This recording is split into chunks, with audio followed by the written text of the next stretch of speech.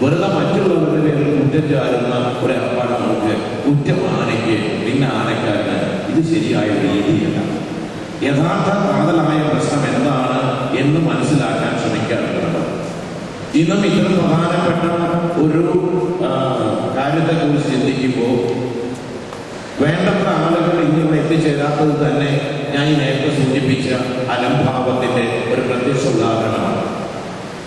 ഏതായാലും നമ്മളുടെ ഉദ്ദേശം നമ്മളുടെ എഴുന്നള്ളിപ്പുകൾ ക്ഷേത്രങ്ങളിലായാലും പള്ളികളിലായാലും ചന്ദനക്കുട നേർച്ചകളുടെ ഘോഷയാത്രകളിലായാലും എങ്ങനെ സുരക്ഷിതമായി നടപ്പിലാക്കാം, അതിനു വേണ്ടി എന്തൊക്കെ മുൻകരുതലുകൾ നമ്മൾ എടുക്കണം, എന്തൊക്കെ കാര്യങ്ങൾ ഓരോ വിഭാഗം ജനങ്ങൾക്കായി മനസ്സിലാക്കി അനുവർത്തിച്ച് മുന്നോട്ട് പോകണം എന്നുള്ള കാര്യത്തെക്കുറിച്ച് വിശദമായി ചർച്ച ചെയ്ത് തീരുമാനങ്ങൾ എടുക്കുകയും ഇന്ന് നിലവിലുള്ള നിയമങ്ങളിൽ അപാകതയുണ്ടെങ്കിൽ വേണ്ട പോലെ ചിന്തിക്കണം എന്തെങ്കിലും എഴുതി ചേർത്തിട്ടുണ്ടെങ്കിൽ അതിന് മാറ്റം വരുന്നതിന് എന്തൊക്കെ നിർദ്ദേശങ്ങൾ കൊടുക്കണം, ഇത്തരം എല്ലാ കാര്യങ്ങളും ചിന്തിച്ച് ഒരു ഡോക്യുമെന്റ് തയ്യാറാക്കി ആ ഡോക്യുമെന്റ് ബന്ധപ്പെട്ട സ്ഥാനങ്ങളിൽ കൊടുത്ത് തെറ്റുകൾ തിരുത്തി അടുത്ത സീസണിൽ നമ്മളുടെ എല്ലാ എഴുന്നള്ളിപ്പുകളിലും ആനകളുടെ പ്രശ്നങ്ങൾ ഉണ്ടാകാതിരിക്കുന്നതിനുള്ള ഒരു വേദി സജ്ജമാക്കുക എന്നുള്ളതാണ്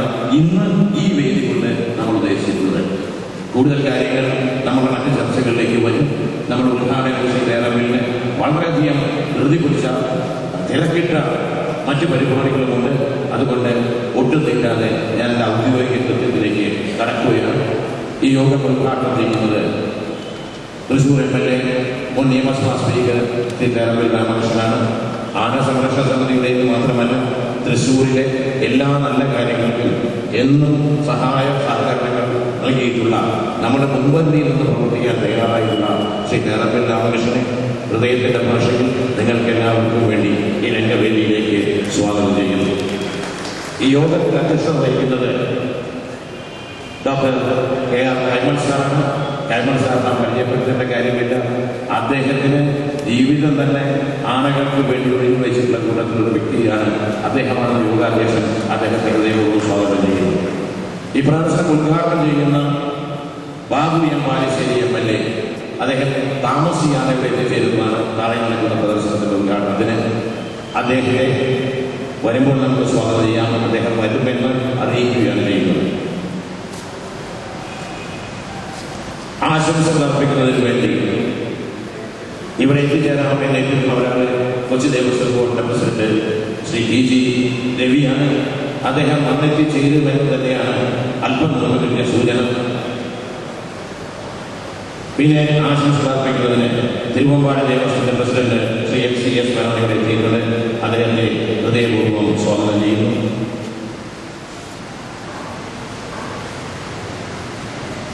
വാരണാസി ദേവസ്വം പ്രസിഡന്റ് ശ്രീ K. മനോഹരൻ അദ്ദേഹം ഇവിടെ എത്തിയിട്ടുണ്ട്.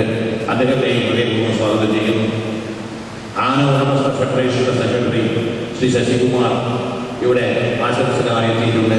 അദ്ദേഹത്തെ സ്വാഗതം ചെയ്യുന്നു. ഇവിടെ ഒരു പുസ്തക പ്രകാശനമുണ്ട് എന്ന ആനക്കാരനാണ്. അദ്ദേഹം വേദിയിലുണ്ട്. അദ്ദേഹത്തെയും ഹൃദയപൂർവ്വം സ്വാഗതം ചെയ്യുന്നു.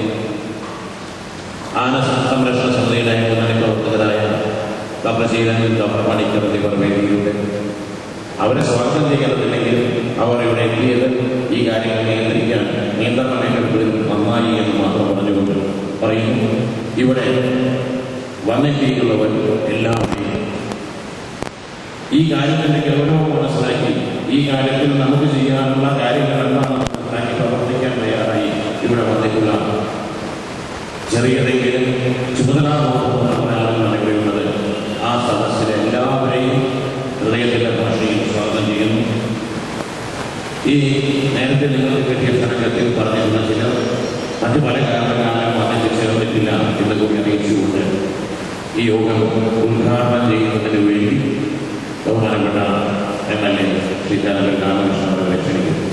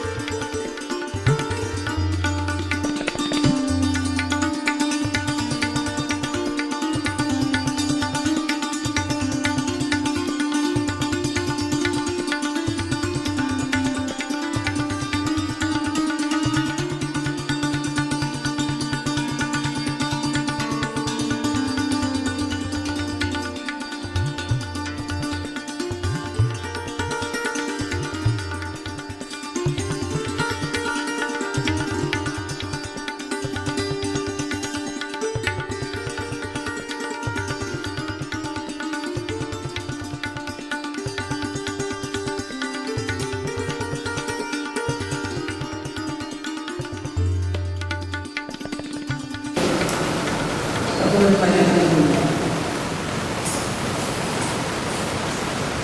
സുരക്ഷിതമായ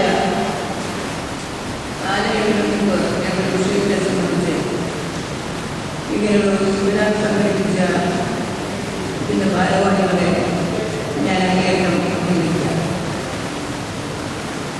നമ്മുടെ നാട്ടിൽ അടുത്ത കാലത്തായിട്ട് വളരെ ഗൗരവതരമായി പ്രതിപാദിച്ചു കൊണ്ടിരിക്കുന്ന വിഷയമാണ് ആന എഴുന്നേറ്റിൻ്റെ കാര്യത്തിലുള്ള സുരക്ഷിതത്വമില്ലായ്മ. ഗവൺമെൻറ് അടുത്ത ദിവസം നടത്തിയ ചില പരാമർശങ്ങളിൽ എഴുന്നള്ളിപ്പ് പുതിയതായി ആരംഭിക്കേണ്ട ഉള്ളത് തന്നെ കുറയ്ക്കാൻ വേണ്ടി പരീക്ഷിക്കണം എന്നതാണ്. തലവേദന മാറ്റാൻ വേണ്ടി തലവെട്ടിക്കളയുന്ന ഒരു വികലമായ ചിന്തയാണ് അതാണ് വേണ്ടത്. പക്ഷെ അതേ സമയത്ത് തന്നെ ആന എഴുന്നള്ളിപ്പ് എങ്ങനെ സുരക്ഷിതമായി നടത്താം എന്നതിനെക്കുറിച്ച് ഗൗരവതരമായ ചിന്തകൾ ആവശ്യമാണ്. ആന മനുഷ്യരെല്ലാവർക്കും കൗതുക വസ്തുവാണ്. ക്ഷേത്രങ്ങളായാലും പള്ളികളായാലും മോസ്കുകളായാലും വേണ്ട ഇന്ന് രാഷ്ട്രീയ പരിപാടികളാണെങ്കിൽ തന്നെ ആനകളുടെ സാന്നിധ്യം വളരെയധികം ആളുകൾ ഇഷ്ടപ്പെടുന്ന ഒന്നാണ്. പക്ഷെ അടുത്ത കാലത്തായി അപകടങ്ങൾ കുത്തിയേറിയെന്നാണ് ഉണ്ടായിരിക്കുന്നത്. താൽക്കാലികമായ ഒരു പരിഭ്രാന്തി ആളുകളുണ്ടെങ്കിൽ പിന്നീട് വീണ്ടും അത് കാണണം എന്നാഗ്രഹത്തിലാണ്. അത് തന്നെ ആനകളോടുള്ള ജനങ്ങളുടെ ഉത്കടമായ അഭിനിവേശത്തിൻ്റെ സാക്ഷ്യമാണ്. ആനയുടെ രംഗത്ത് പ്രവർത്തിക്കുന്ന ആളുകൾ ഈ തരം അപകടങ്ങൾ ഒഴിവാക്കുന്നത് എങ്ങനെയെന്ന് വിവിധ വശങ്ങളെക്കുറിച്ച് ആലോചിക്കുകയും ശാസ്ത്രീയമായി അപഗ്രഥിച്ച് അതിന് പരിഹാരങ്ങൾ കണ്ടെത്താനുള്ള ശ്രമത്തിൻ്റെ ഭാഗമായിട്ടാണ് ഇങ്ങനെയൊരു സെമിനാർ കൂടെ സംഘടിപ്പിച്ചിട്ടുള്ളത് എന്ന് ഞാൻ മനസ്സിലാക്കി. അതിന് നേതൃത്വം നൽകുന്ന ആന സംരക്ഷണ സമിതിയെ ഞാൻ അങ്ങേയറ്റം അഭിനന്ദിക്കാം. ആന അടിസ്ഥാനപരമായ ഒരു വന്യമൃഗമാണ്.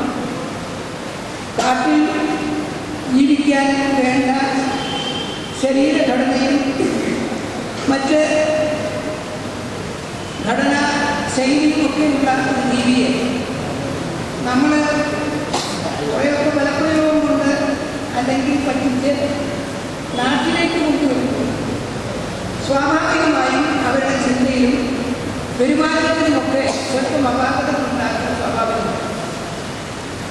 അതുകൊണ്ട് ആദ്യം വേണ്ടത് പഠനങ്ങൾ പറയുന്നത് പോലെ തന്നെ ആനയെ മനസ്സിലാക്കുക എന്നതാണ് ഏറ്റവും വലിയ കാര്യം. ഓരോ വ്യക്തിക്കെന്ന പോലെ ഓരോ ആനകൾക്കും അതിൻ്റേതായ പ്രത്യേകതകളാണ്, പെരുമാറ്റ രീതികളൊക്കെ ഉണ്ട്. അപ്പം അതിൻ്റെ ഓരോ മൃഗങ്ങളുടെയും പ്രത്യേകതകളും സവിശേഷതകളും നല്ലപോലെ പഠിച്ച് അതിനെ അതുപോലെ കൈകാര്യം ചെയ്യാൻ കഴിവുള്ള പാപ്പാന്മാരുണ്ടാവുക എന്നതാണ് ഏറ്റവും വലിയ കാര്യം.